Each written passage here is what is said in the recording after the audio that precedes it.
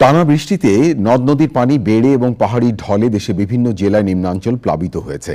পানিবন্দী হয়ে পড়েছেন কয়েক লাখ মানুষ। পাহাড় ধসে স্বাভাবিক জীবনযাত্রা ব্যাহত হচ্ছে। বৈরী আবহাওয়ায় খাগড়াছড়িতে এইচএসসি এবং সমমানের পরীক্ষায় কেন্দ্রে উপস্থিত হতে পারেননি শিক্ষার্থীরা। রাঙামাটিতে আটকা পড়েছেন 500-রও বেশি পর্যটক। বিস্তারিত মিথিলা নাজনীনের রিপোর্টে। এখন জন্ম সনদ দিয়ে খোলো বিকাশ স্টুডেন্ট অ্যাকাউন্ট। নিজের বিকাশ নিজে কর। ভারী বৃষ্টি ও পাহাড়ি ঢলে তৃতীয় দফা বন্যার কবলে সিলেট। পানিবন্দী কয়েক লাখ মানুষ। নতুন করে বন্যা দেখা দিয়েছে জেলার 3টি উপজেলায়। সিলেটে আরও 3 দিন ভারী বৃষ্টিপাতের পূর্বাভাস দিয়েছে আবহাওয়া অফিস।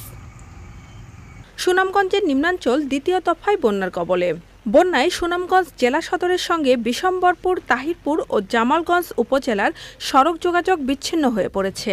সুনামগঞ্জ পয়েন্টে সুরমা নদীর পানি বিপদসীমার 33 সেন্টিমিটার উপর দিয়ে প্রবাহিত হচ্ছে। নেত্রকোনায় টানা বৃষ্টি আর পাহাড়ি ঢলে নতুন করে আবারও বন্যার শঙ্কা দেখা দিয়েছে। জেলার প্রধান নদী উবদাখালীর পানি বেড়ে বিপদসীমার ওপর দিয়ে বইছে। এছাড়াও সোমেশ্বরী, কংস ও ধনু নদীর পানি বাড়ছে। কলমাকান্দায় নিচু এলাকায় লোকালয়ে পানি ঢুকেছে। কিছু কিছু এলাকায় গ্রামীণ সংযোগ সড়কগুলো ডুবে যাওয়ায় চলাচলে দুর্ভোগ বেড়েছে। গোখাদ্য নিয়ে কৃষকরা পড়েছেন বিপাকে। কুড়িগ্রামে কাউনিয়া পয়েন্টে তিস্তার পানি কমলেও বিভিন্ন পয়েন্টে ব্রহ্মপুত্র, দুধকুমার ও ধরলা নদীর পানি সমতলে স্থিতিশীল রয়েছে। জেলার নদ নদী তীরবর্তী চর ও নিম্নাঞ্চলের বসতভিটায় পানি প্রবেশ করায় দুর্ভোগে পড়েছেন মানুষ। অনেক পরিবার গবাদি পশুসহ বন্যা নিয়ন্ত্রণ বাঁধে আশ্রয় নিয়েছেন। বন্যায় ডুবে গেছে বীজতলা, পাট ও মৌসুমি ফসলের ক্ষেত। উজান থেকে নেমে আসা পাহাড়ি ঢলে শেরপুরের সীমান্তবর্তী জনপদের নদ নদীর পানি বেড়ে নিম্নাঞ্চল প্লাবিত হয়েছে। নালিতাবাড়ী উপজেলার চেল্লাখালী ও ভোগাই নদী, ঝিনাইগাতির মহারশী এবং শ্রীপদ্মী উপজেলার সোমেশ্বরী নদীর পানি বেড়ে বিপদসীমার উপর দিয়ে প্রবাহিত হচ্ছে।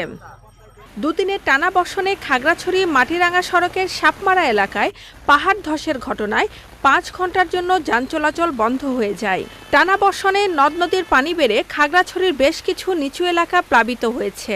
দীঘিনালা লংগদু সড়কের হেডকোয়ার্টার এলাকায় সড়ক ডুবে যাওয়ায় বন্ধ হয়ে গেছে রাঙামাটির লংগদুর সাথে সারা দেশের সড়ক যোগাযোগ। পানিবন্দী হয়ে পড়েছে দীঘিনালার মেরুং বাজার। রাঙামাটির বাঘাইছড়িতে ভারী বৃষ্টিপাত এবং পাহাড়ি ঢলে নিম্নাঞ্চল প্লাবিত হয়েছে। সাজেকে আটকা পড়েছেন 500-র বেশি পর্যটক। বাঘাইছড়িতে ভারী বৃষ্টিপাত এবং পাহাড়ি ঢলে নিম্নাঞ্চল প্লাবিত হয়েছে। খোলা হয়েছে 55টি আশ্রয় কেন্দ্র। Mithila Nazneen, Channel I.